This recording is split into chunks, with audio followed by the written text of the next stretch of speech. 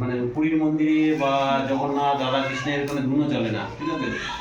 তুমি এমনি ঘরে ধরে আমি শোধন করে দিয়েছি, তুমি ঘর ধরে সব বাইরে টাইরে সব জায়গা দিয়ে ঘোরাফেরা, তারপরে এইগুলো নিয়ে যাবো, ঠিক আছে? এগুলো একটু টুকরো করে দিয়ে দিয়ে দিতে পারলে ভালো হতো। বাইরে পাখাটা নিভিয়ে দিও, নাহলে এটা নিয়ে গেলে কিন্তু নিভে যাবে।